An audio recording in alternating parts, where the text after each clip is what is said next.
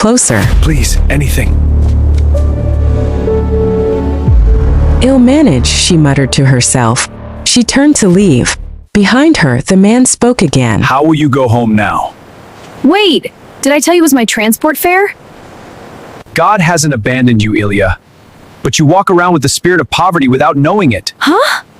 How did you know my name and all these? Who are you? Elia learned how to pray before she learned how to dream. Prayer came early in her life. Before ambition. Before plans. Before the idea that life could be built instead of endured. As a child, prayer meant safety. As an adult, it became habit, steady, familiar, dependable. Every morning before the city woke, Elia knelt beside her bed. No drama.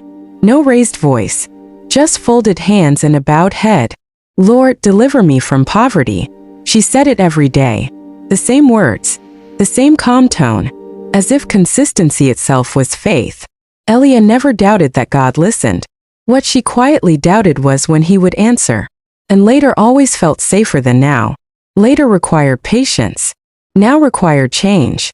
She worked. She showed up. She did what was asked of her. She believed that was enough. If God wanted her to have more, she thought, He would give it, cleanly. Without struggle. Without asking her to stretch beyond who she already was. To Elia, God's provision had a clear pattern. A friend sending money unexpectedly. A call that came just in time. A bill settled without explanation. Those moments felt holy. Untouched by effort. Proof that heaven was active. Work felt ordinary. Learning new skills felt like striving. Planning felt like doubt. Saving felt unnecessary when God promised daily bread. Elia believed life was short. People died every day. Why chase money when tomorrow was never guaranteed? Jesus wasn't rich, she reminded herself. The apostles left everything.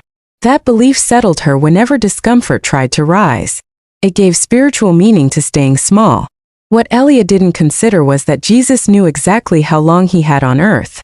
She didn't. Still, her faith looked admirable. She didn't complain. She didn't chase appearances. She didn't beg. People noticed. She's content. She's faithful. She has a good heart. Elia accepted the words easily. She was known as a giver. If someone needed help, she gave. If a church member was short, she added just her own needs. If a friend asked, she reached into her purse without calculation. Giving made her feel close to God. Useful. Secure. Sometimes she noticed her money disappeared faster than it came. Sometimes meals stretched longer than they should have. Sometimes a quiet thought surfaced. This could be better. She pushed it away. Wanting more felt dangerous. Desire felt unspiritual. So she prayed again. Lord, deliver me from poverty. Elia didn't realize she wasn't asking God to change her situation. She was asking Him to bless her without touching her comfort. And heaven listened. Not with anger. Not with refusal. With patience. Waiting for the moment prayer would stop replacing movement and start directing it. Elias' days followed a steady pattern. Wake. Pray. Work. Give. Sleep. At the office, she was dependable. Never late. Never careless. She did exactly what her role required. Nothing more, nothing less. Her work was clean, her desk orderly, her presence calm. People trusted her. The manager often praised her in meetings. Not loudly, but enough for others to notice. Elia received the praise with a small nod and returned to her seat, heart quiet, posture humble. Favor felt natural to her. Like confirmation. She didn't push for promotion. Didn't volunteer for extra responsibility. Didn't ask questions about growth paths or advancement. She believed that if God wanted her lifted, He would do it without her reaching. Rebecca worked 2 desks away. Rebecca was not as expressive about faith.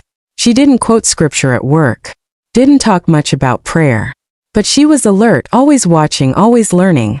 During lunch breaks, Rebecca scrolled through her phone with purpose. Look at this, she said one afternoon, turning the screen toward Elia. They're offering free training for remote work.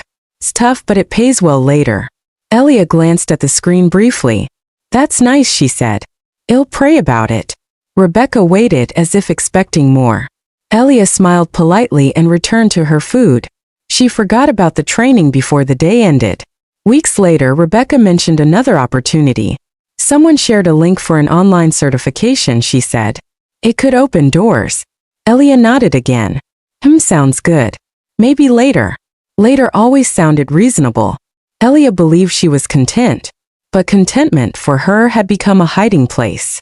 When Rebecca stayed late to learn, Elia went home early. When Rebecca applied, Elia waited. When Rebecca planned, Elia prayed. And prayer made her feel productive. She often told herself believers don't need to accumulate so much. She repeated it until it felt like truth. Jesus lived simply. The apostles left everything. Those thoughts comforted her whenever discomfort tried to rise. But comfort is dangerous when it starts to feel like obedience. Elia did not see the small withdrawals she was making from her future. She only saw the peace of staying where she was. And for a while peace felt enough. Adam was used to being wanted. He didn't chase attention, followed him. Women laughed longer around him. They leaned closer when he spoke. He knew the effect he had. He wore it easily. Elia noticed him the first week. The way he carried himself. The confidence. The way conversations bent toward him. She prayed about the attraction before she even admitted it to herself. Lord, keep my heart steady. At first, Adam approached casually, light conversations, teasing remarks, shared jokes during lunch break. He would lean against her desk, close enough to feel present but not invasive. You're too serious, he told her once, smiling. Relax a little. Elia smiled back. I am relaxed. He liked that she didn't giggle, didn't perform, didn't flatter him. That made her interesting. The first time he touched her hand, it was disguised as accident. She pulled back gently. He noticed. The second time wasn't an accident. It was a pause that lasted too long. Elia, he said softly. Hey, you can't resist this charm, can you? Oh, please, you're so full of it. Admit it, everyone wants a piece.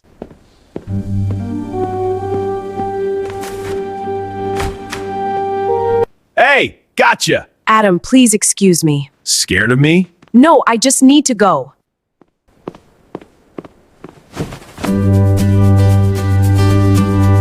Why do you act like you're scared of me? I'm not scared. Then what? She held his gaze longer than he expected. I have boundaries. Boundaries from what? From anything that doesn't honor God. That answer shifted something. Adam leaned back slightly, studying her. So this is about religion? It's about conviction.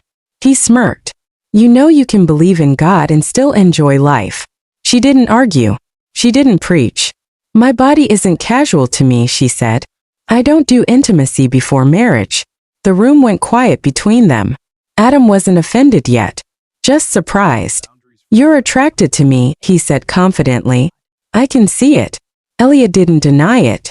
That doesn't mean I compromise. There it was. Not rejection of him as a man. Rejection of access. Adam had never been denied because of belief before. It wasn't that she didn't want him. It was that something invisible stood between them. And that irritated him. He masked it with humor at first. So your God is that strict? No, he's not, but I am. That response bruised him more than she knew. After that, his tone shifted. Jokes became sharper. Comments lingered longer. He'd tease her during meetings. Careful, Elia might pray us into promotion. Laughter followed. She stayed steady. What she didn't know was this. Adam's pride wasn't the only thing wounded. His curiosity had deepened. His attraction hadn't left. But now it carried frustration. And frustration looks a lot like hostility when it doesn't get what it wants. One evening, as most employees left, Adam cornered her near the exit. You really think I'm not good enough for you, huh? I didn't say that. Then what are you saying? I'm saying I don't build my life on feelings. He stepped closer. And what if I want more than feelings? She didn't step back. She didn't smile. Then want someone who wants the same things. He reached for her face, testing her limit. The slap came fast. Adam froze. The hallway felt smaller. He touched his cheek, stunned, not by pain but by disbelief. I guess you're tired of working here. It wasn't shouted. It wasn't dramatic. It was quiet. Dangerous. Elia walked past him without responding. That night, she prayed harder than usual. Lord, protect my job. The next morning, an envelope waited on her desk. No explanation. No meeting. Just termination. And in the silence that followed, she was sure of one thing. Adam had done this. She didn't know that somewhere else in the building, Naomi was watching quietly. And Adam, touching the faint sting on his cheek, believed she had chosen pride over him. Both were wrong. And the spirit of poverty, quiet, patient, was about to deepen its hold. Naomi had the kind of smile that lasted half a second too long. She sat across from Elia. Shared snacks. Shared complaints. Shared gossip, carefully edited. Elia, you're too quiet, she would say. If you don't talk, people will think you're proud. Elia trusted her. Naomi laughed at the same jokes. Rolled her eyes at the same frustrations. Complained about the manager the same way everyone did. The manager was strict. Bald. Sensitive about it. One afternoon during a slow hour, Naomi leaned closer. Have you noticed how he polishes his head more than the table? She whispered. Elia chuckled despite herself. He says it reflects wisdom, Naomi added. Elia laughed lightly. Maybe that's why it shines so much. They both laughed. Naomi's phone sat face down on the desk. Recording. Elia didn't know. She thought it was harmless. Two co-workers joking in a tired moment. Nothing malicious. Nothing strategic. But Naomi wasn't laughing from humor. She was calculating.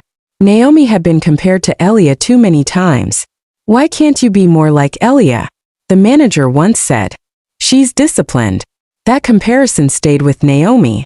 Stung deeper than it should have. And Adam barely noticed Naomi. He noticed Elia. Even when he mocked her. Even when he irritated her. His attention bent toward her. Naomi saw it. For her, even his teasing would have been affection. For Elia it was offense. That made it worse. 2 days before Elia was dismissed, Naomi stood in the manager's office. I don't want to cause trouble, but I feel uncomfortable. About what? Elia doesn't respect you. That's a bold claim. I didn't want to say anything, Naomi continued softly. But she jokes about you. About your head. She laughs at you behind your back. The manager's jaw tightened. Do you have proof? Naomi's hand trembled just enough as she unlocked her phone. Yes. She pressed play. Laughter filled the office. Elias' voice. Clear. Unfiltered. The manager listened without expression. When the recording ended, Naomi lowered her eyes. I'm sorry, she whispered. I just thought you should know. The manager dismissed her quietly. No confrontation. No public embarrassment. Just a decision. The next morning, Elia received the envelope. No explanation. She assumed Adam had followed through on his threat. Adam assumed she had quit after slapping him. Neither knew Naomi had walked back to her desk that day and typed emails as if nothing had happened. Naomi even hugged Elia that afternoon before she left. Whatever happens, I'm here for you, she said. Elia hugged her back.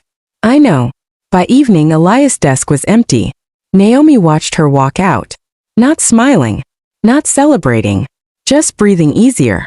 For the first time in months, she felt like the comparison had ended. What she didn't understand was this. She hadn't removed Elia. She had removed the shield that was about to expose her own emptiness. And Elia, walking home with the envelope in her bag, believed her problem had a name. Adam. She didn't yet see that the greater problem had been living quietly inside her long before the recording was ever pressed. That evening, she prayed longer than usual. Lord, you know I did nothing wrong. Silence. She expected a call. Expected clarification. Expected reversal. None came. The first week felt manageable. She still had savings. Not much, but enough to survive carefully. She made a list. Transport. Food. Rent. Utilities. She cut everything unnecessary. No extra airtime. No small snacks. No weekend visits. She told herself it was temporary. She applied to 3 jobs the second week. Each application took effort. Updating her CV felt strangely exhausting. She realized she hadn't added anything new in years. Under skills, she stared at the same line she had written long ago. Nothing recent. Nothing expanding. She felt a flicker of discomfort. She ignored it. The rejection emails came politely. We regret to inform you. She refreshed her inbox more often than she prayed. The third week, the savings number dropped lower than she liked. She opened her banking app at night just to look at the remaining balance. As if watching it closely would prevent it from shrinking. It shrank anyway. She called Rebecca. Not directly asking for money. Just talking. "I've applied to a few places," Elia said carefully. "That's good," Rebecca replied. "Keep trying." There was a pause. Rebecca continued. "Things are tight here too. My husband is working on something big. We're reinvesting most of it." Elia nodded, though Rebecca couldn't see her. "I understand." But she didn't. She remembered the time she had given Rebecca transport money without hesitation. She remembered paying for meals. She remembered covering small needs. Now Rebecca sounded distant, focused, busy. Elia ended the call with a smile in her voice. Afterwards, she sat still for a long time. "Lord," she whispered, "is this how it ends?" The fourth week, she stopped cooking twice a day. Once was enough. She told herself fasting was spiritual. It wasn't. It was rationing. One evening, she opened her Bible to read and found her eyes drifting. The words blurred. Not because she didn't believe them, but because they felt far from her. She closed it gently. That night she drank. Not much. Just enough to silence the thoughts. The alcohol burned going down. She coughed slightly. She wasn't used to it. Just tonight, she told herself. The next morning she woke with a headache and a heavier heart. Her phone was quiet. No calls. No "how are you holding up?" No "I felt led to check on you." People she had helped were silent. The silence hurt more than the money. By the fifth week, her savings were nearly gone. She stared at the number. It felt like watching water drain from a cracked container. She thought of all the times she had prayed against poverty.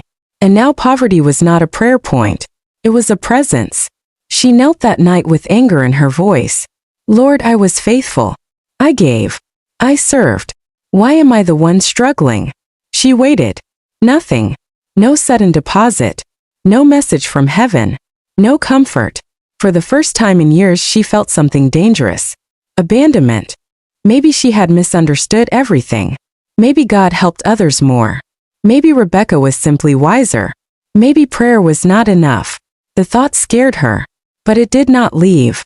And somewhere deep inside her, the spirit of poverty tightened its grip. Not because money was gone, but because hope was starting to shrink. Elia almost didn't go to church that morning.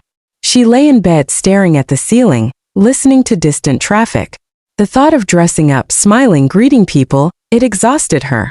What would she say if someone asked how she was? God is faithful. Felt heavy on her tongue.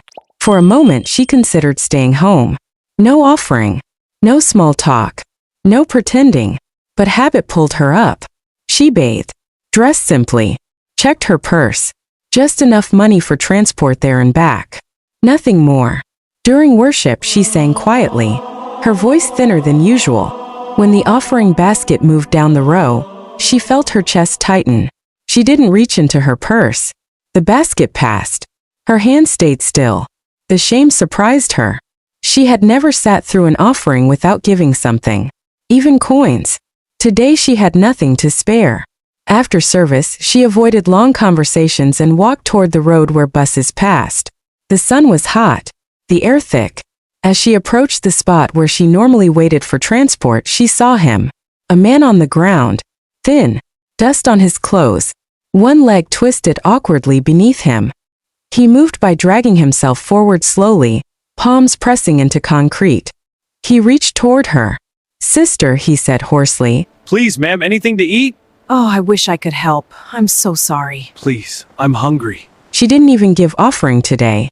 She had only transport money. If she gave it, she would have to walk home. She stepped around him. He shifted, crawling slightly closer. "Please, anything." "Ill-managed," she muttered to herself. She turned to leave. Behind her, the man spoke again. "How will you go home now?" Wait! Did I tell you it was my transport fare? God hasn't abandoned you, Elia. But you walk around with the spirit of poverty without knowing it. Huh? How did you know my name and all these? Who are you? I am a pauper whom you just sacrificed your comfort to aid. So listen, the spirit of poverty in you makes you doubt opportunities. Procrastinate and cover it with prayers, with faith, but deep inside you know you're not acting. You think being a giver is enough. Her jaw tightened. It's what God asks. Yes, he nodded. But God also asks you to multiply.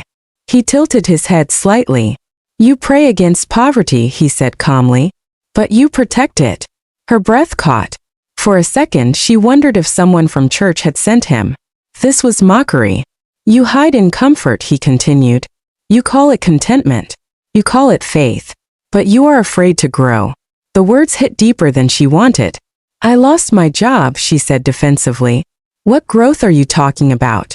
You lost your job, he replied. But you were already shrinking before that. Silence fell between them. Traffic passed. People walked around them. No one stopped. You give your last money, he said, glancing at the plate. But you refuse to learn how to keep money coming. She swallowed. I don't even have anything to build with anymore. You have hands. You have mind. You have opportunity. You ignore them. Her chest tightened. You think God abandoned you, he said gently now. But he was answering you before you fell. You didn't like the answer. Tears gathered in her eyes. What answer? She whispered. Work. Learn. Move. She stared at him. You pray, he continued. But you pray instead of moving. Pray and move. The words felt simple. Too simple. You must pray against the spirit of poverty, he said finally. Not just the condition. The spirit. She exhaled slowly. And how do I do that? She asked. Change your mind about earning, he said. Stop fearing growth. Stop hiding behind simplicity. The wind shifted slightly. For a moment she felt exposed. Not judged, exposed. She wiped her face quickly. I don't know where to start, she admitted. Start walking, he said. She blinked. I am walking, she replied. He shook his head lightly. No. Start moving in your life. She stood there a second longer. Then she nodded. Not because she fully understood, but because something inside her knew he wasn't wrong. Without another word, she turned and began walking. Step after step. Home was far. But for the first time since she lost her job, she wasn't only thinking about survival. She was thinking about change. Halfway down the road, her phone buzzed. She stopped. A notification. Money received.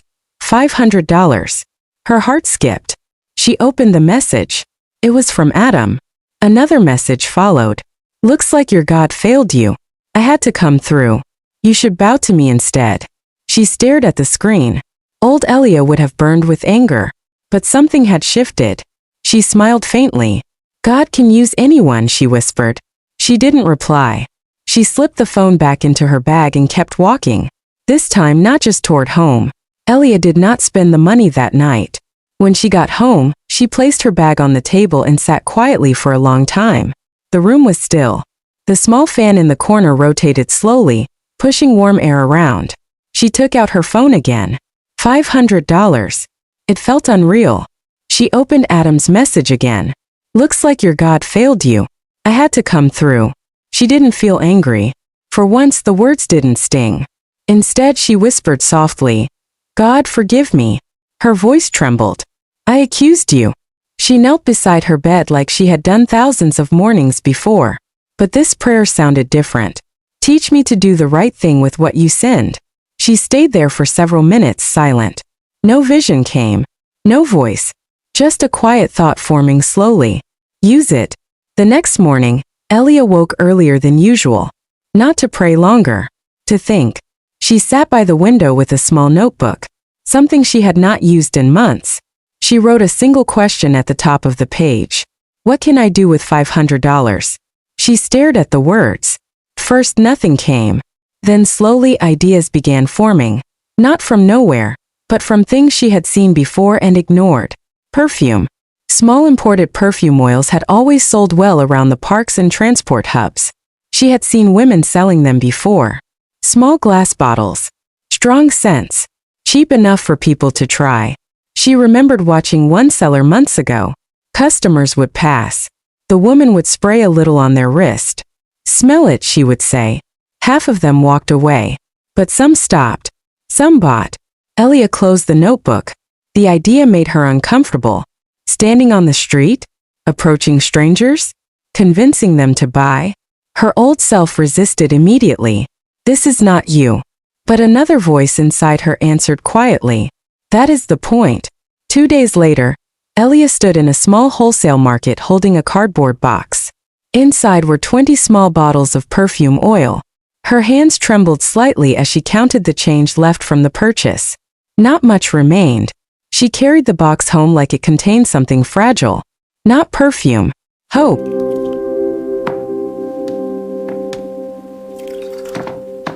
The first day she went to the park, she almost turned back. People walked past quickly. Office workers, students, couples, vendors shouting their own products. Elia stood near a tree holding one bottle in her hand. Her throat felt dry. Say something. She opened the bottle slowly. A man passed. Excuse me, sir. Finest perfume, only $5. Sorry, I'm in a rush. But it's a great deal. The second person waved her away before she finished speaking.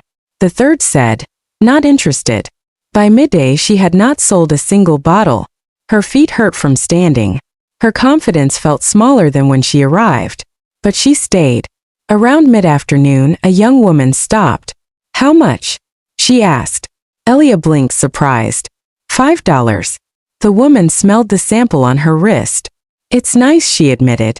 She paid. Elia held the money like it was heavier than it should be. Her first sale. It wasn't much, but it was movement. The next day she returned. Then the next. Some days she sold 3 bottles. Some days none.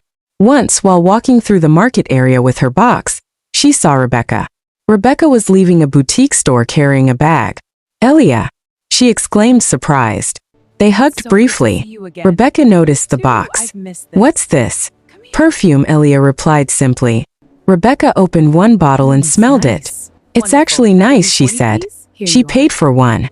But she didn't offer extra money. Didn't insist on helping further. I'm sorry things turned out that way at work, Rebecca said gently. But you're strong. You'll figure it out. Elia smiled. God will help. Rebecca nodded politely and left. Elia watched her walk into a large boutique store across the street. For a moment, something inside her twisted. Rebecca had applied for things. Rebecca had built something. And now Rebecca moved through spaces Elia once thought would come to her through prayer. The thought hurt. But Elia turned away. There were still bottles in her box. Later that week, while trying to convince a man in the park to smell the perfume, something happened that she would remember for years. The man stood tall, arms folded, looking irritated already. Just try it, Elia said politely. He ignored her. She gently dabbed a small drop onto his wrist. Smell. How dare you? I just wanted to sell to you. People nearby glanced but kept walking. The man glared at her. Why would you touch me? He shouted. Tears rushed to her eyes. You poor people are desperate, he continued loudly. What were you doing when others were working? Now you harass people on the street. She held her cheek silently. No one intervened. Until suddenly someone grabbed the man's collar. What? Elia? A fist struck his jaw. Hard. The man staggered backward. Another punch landed. People finally gathered. The two men struggled briefly before bystanders separated them. The stranger wiped blood from his lip and walked away angrily. Elia blinked through tears. The man who defended her stood there breathing heavily. Adam. He adjusted his shirt slowly, avoiding her eyes. He had been on his way to catch a shuttle when he saw the scene. Elia touched her cheek gently. Why? She began. He didn't answer immediately. Are you okay?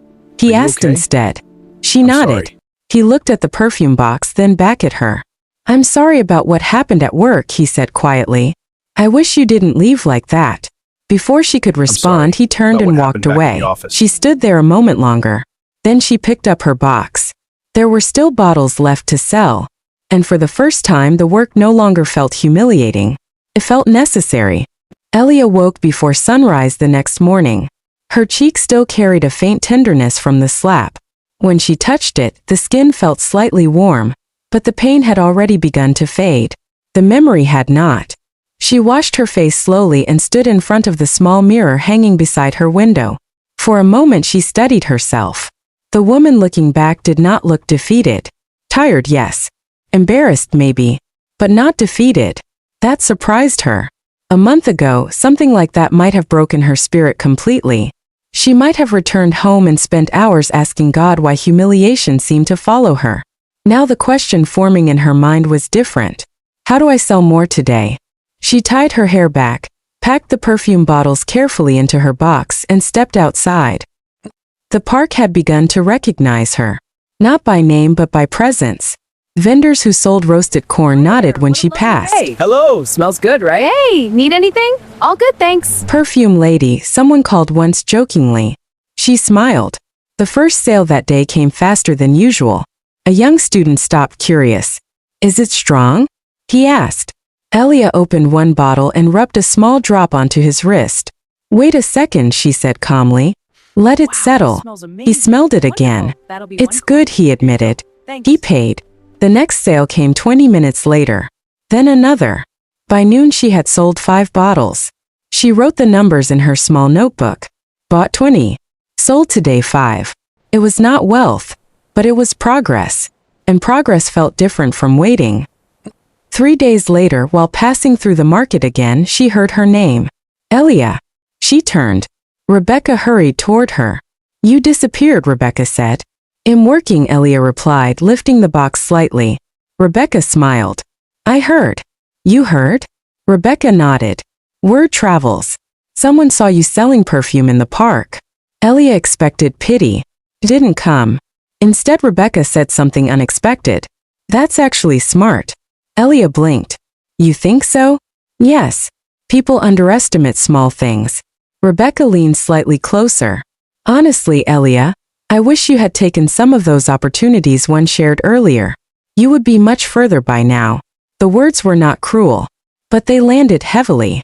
Elia nodded slowly. I know. Rebecca studied her face. You're different, she said.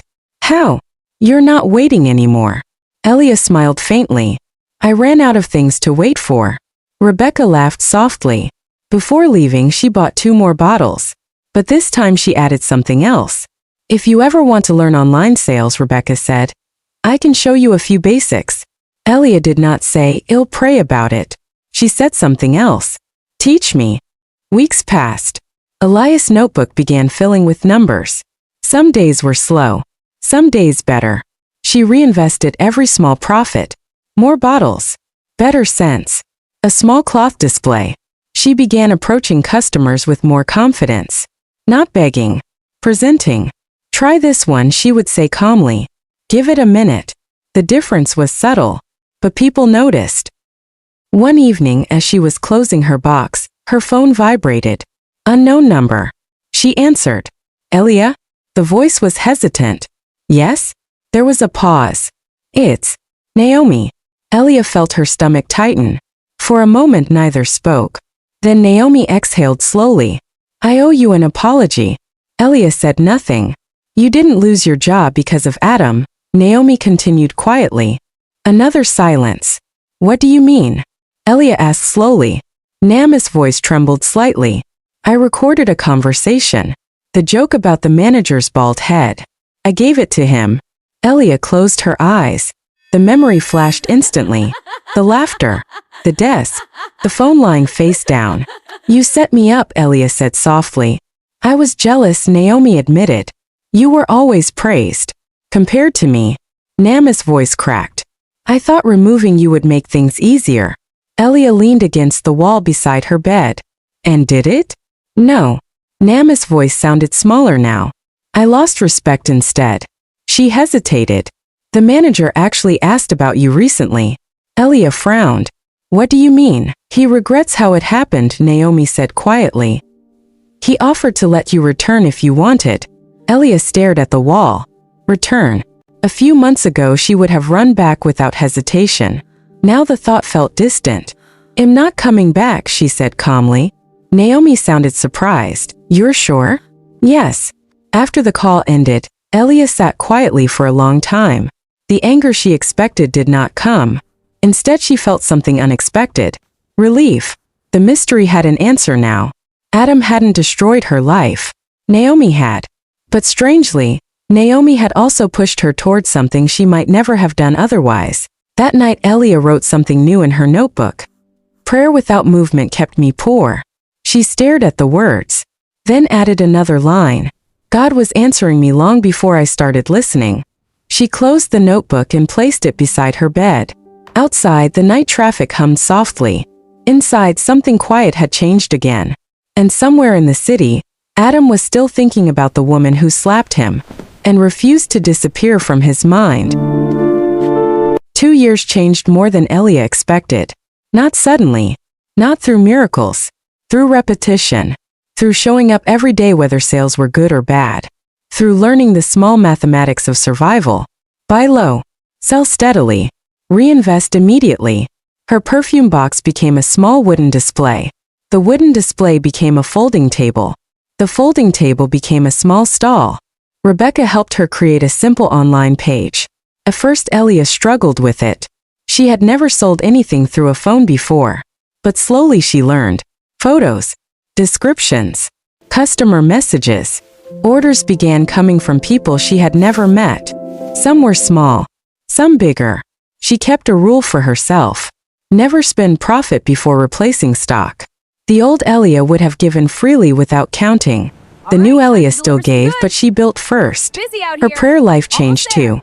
She still prayed every morning, but the words were different. Lord, guide my decisions today. Not deliver me from poverty. Guide me. One afternoon her car stopped moving. She had bought the car only 6 months earlier. A small second-hand vehicle that helped her transport inventory between suppliers and the stall. Now it sat stubbornly on the roadside. The mechanic she called scratched his head. It will take time, he said. Better leave it here. Elia sighed. She checked her watch. She had a meeting across town. For the first time in months she would have to use public transport again. She walked toward the bus stop. It felt strange standing there after so long. Then a shuttle bus pulled over beside the curb. The driver leaned across and opened the door. Where are you going? He asked. Elia leaned slightly to answer. Then she froze. Adam? He looked just as surprised. Elia? For a moment they simply stared at each other. The city noise moved around them like water flowing around two stones. Finally Adam laughed quietly. Well, this is unexpected. Elia stepped into the shuttle slowly. You're driving? Adam nodded, pulling the vehicle back into traffic. For now. She studied him carefully. He looked the same, tall, confident, but calmer somehow. You own half the office building we worked in, she said. Why are you driving a shuttle? Adam smiled faintly. Long story. He kept his eyes on the road. Let's just say I had an argument with my father. A serious one. What about you? He asked after a moment. Still selling perfume? Elia smiled. Among other things. Oh, my brand has a small store now, she said. Adam glanced at her quickly, impressed. That's actually amazing. She shrugged lightly. I had to learn. He nodded slowly. I always thought you were stronger than you believed. She looked out the window. I wasn't strong, she said quietly. I was stubborn. Adam laughed softly. That too. After a few minutes of silence, he spoke again. I found out what really happened at work. Elia turned slightly. Naomi told you? He nodded. I confronted the manager later. What did he say? That he regretted it. Adam paused. I told him if he ever treated employees like that again, he'd lose his job. Elia raised an eyebrow. You said that to him? Adam grinned. My father owns the company. She shook her head slowly. You really are spoiled. He laughed. Was. They reached her destination. The shuttle stopped. Elia gathered her bag. Before stepping out, she turned back. Thank you, she said quietly. For the park. Adam looked confused. The day that man slapped me. His expression softened. Oh, that was nothing, he said. It wasn't nothing. She hesitated. And thank you for the $500. Adam blinked. You never replied. I didn't need to. He smiled slightly. I thought maybe you hated me. No, Elia said. She paused. I just needed to change my life first. For a moment neither spoke. Then she stepped down from the shuttle. Adam watched her walk away through the crowd. 2 years earlier she had walked away from the office with an envelope and a broken future. Now she walked with purpose. Adam leaned back in his seat. A quiet smile formed on his face. "Still the same Elia," he murmured. But he was wrong. She was not the same. Not anymore. The city hummed in the early evening. Streetlights flickered on one by one, illuminating corners she had once passed with hesitation. Elia walked toward the small cafe where Adam had invited her. The perfume stall was closed for the day, but her small wooden display had grown into a modest shop a few blocks away. Boxes of perfume lined the shelves, each labeled with her brand, Elias Essence. She smiled as she passed. 2 years ago, she would have never imagined this. Inside the cafe, Adam was already waiting. He stood as she entered, handsome as ever, but his presence felt different, calm, grounded. "Elia," he said softly, "it's really good to see you." "Adam," she replied, letting herself sit. She had chosen the cafe because it was quiet, away from the busy streets, a place where words could matter. I want to apologize again for everything. The office never meant to hurt you. I just didn't know how to be honest about my feelings. I know. I understand now. You weren't the enemy I thought you were. I had my own battles too. My father going to money thing. I never imagined I'd see you here thriving while I'm still in the way to prove myself. I'm glad you're willing to make something of yourself, but please, stay in terms with your father. Sure, he is always willing to help. Adam, I need to tell you something important. About Naomi. I heard a little. She reached out? Yes, she apologized for everything, and that it caused me to lose my job. I found out what really happened and I blamed the manager. I actually expected you to return to the office. Thank you, Adam. I'm not going back. I realized something bigger. I realized waiting for God without action, without effort. That's how poverty lingers. I had faith, yes, but faith without work left me trapped. Now I'm learning to balance both. Adam nodded slowly. You've grown, Elia. I see it in your eyes. She smiled softly, feeling the warmth of the moment. It's funny. I used to pray for God to save me, and He did. But He didn't save me from learning. He saved me to learn. He reached across the table, gently holding her hand. And now you've grown wiser, stronger, and still faithful. Elias' heart felt full. Yes, she whispered. Faithful, but smarter, and ready to steward what He's already given me. Adam's smile widened. I want to be part of your life now. If you'll let me. Elia laughed softly. You already are. 2 years ago, I would have rejected you for all the wrong reasons. Now, I think I can accept you for who you are. The conversation shifted gently. They shared laughs, stories, and quiet reflections. Adam explained more about his father and the battle to carve his own path. Elia spoke of her journey, the lessons learned selling perfume, the emails, the orders, the reinvestment, the struggles, and the joy that came from seeing progress. Outside, the sun dipped low. The city's shadows grew long. Then her phone pinged. A message. It was Naomi. I am truly sorry. I see now how wrong I was. You are thriving. Keep shining. Elia smiled, typing back simply. Thank you. I forgive. God has been faithful. She put her phone down. Adam squeezed her hand gently. You've come a long way. Yes, she said softly, eyes meeting his. And I've learned something important. Prayer without action keeps poverty alive. Faith without effort keeps us waiting. God never abandoned me. I just had to walk step by step into the path He laid before me. Adam smiled, his eyes reflecting admiration and affection. I think I'm ready to walk it with you. Elias' lips curved into a smile. A full, confident smile, no longer tinged with doubt or fear. The city around them continued to hum, but for once the noise felt like music. The spirit of poverty had lost its grip. And Elia had learned to live in faith, action, and wisdom, receiving blessings that stayed because she had learned to steward them. Her journey had not been easy, but it had been faithful. And now finally she was free.